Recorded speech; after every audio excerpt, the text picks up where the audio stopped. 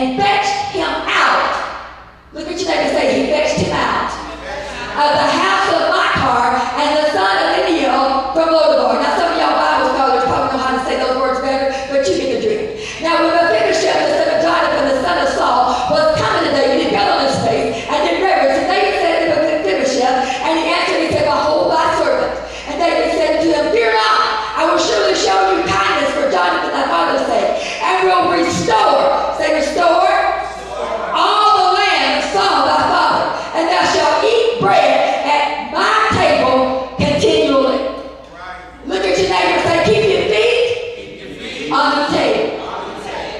Keep your feet under the table. Now, David said, is there anybody left of Jonathan's house? I made a promise. Do you know that God remembers every promise he has made to you? You say, well, it's not done yet. That doesn't mean it's not going to be done. In due season, at your appointed time, God is going to find a Ziba, a servant, to sit down to where you are and bring you out. I like the word fetched. If I say to my dog, I got 3 of them, I say, Snoopy, get that. Snoopy goes over and he picks it up and he brings it back to me. What did he do? He just fetched it. He brought it back to me because he had a command or an assignment to do so.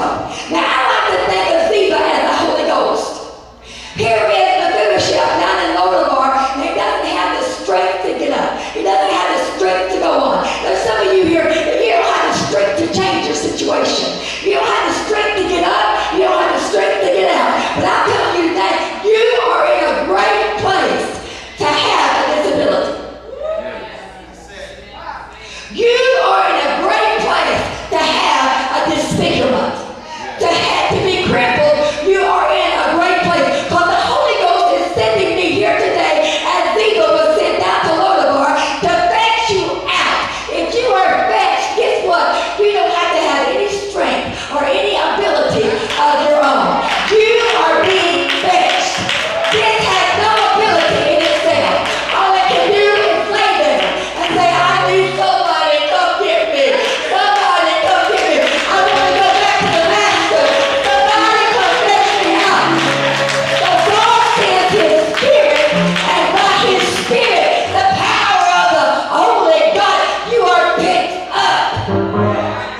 Anybody ready to get picked up out of your mess? Anybody ever ready to be picked up out of your Lodebar? Anybody ready to be picked up, praise God, and moved in a way you ain't been able to move in a long time? Keep your feet under the table, bless God. Picked him up, brought him back to the king, gave him to the king. See, the Holy Ghost has come for this day and this hour for such a time as this for you, to pick you up out of where you are. God doesn't need any ability from you. He doesn't care if you're still smoking crack. He doesn't care if you're still on pot. He doesn't care if you're still tipping. He doesn't care if you're still shouting. He doesn't care if you're committing adultery. He can pick you up where you are and bring you to your help. He doesn't need anything, any ability from you. So I tried church before. I don't care how many times just like the sister said, if I gotta come every Sunday and lay on the altar and that's the past, that's exactly how you get deliverance. That's exactly how you get healed. You just keep casting yourself upon the arms of the Lord. He's in the hand of God to get you delivered.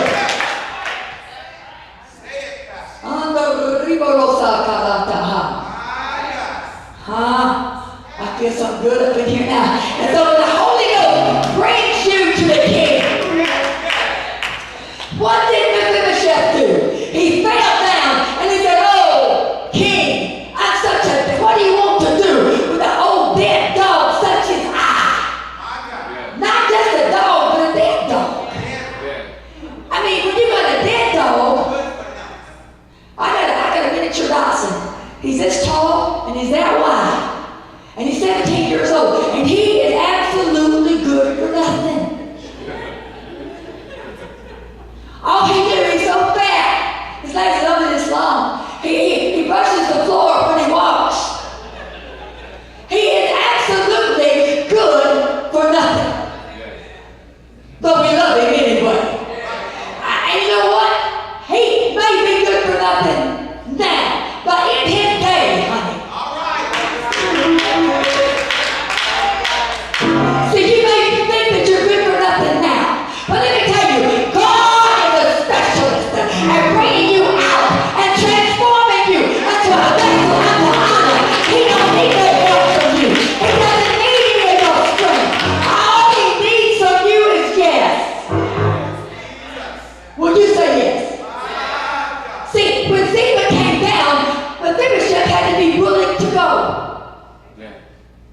If you cannot be willing to say goodbye to all your bed partners, if you can't say goodbye to all your other chums and buddies and peoples or whatever slang you might call it, friends that have done nothing for you but to bring you down and keep you in Lodebar. There's some folks that don't want you to get better. There's some folks that lie about you buying dope and them getting high off the dope you purchased. But when it comes time for them to buy, they ain't nowhere around. They over to get somebody else's high from somebody else, and you still sitting there until you're willing to walk away. If I have never seen in 30 years anybody that was willing to walk away that God didn't deliver. That's all it takes. It's your willingness to say goodbye.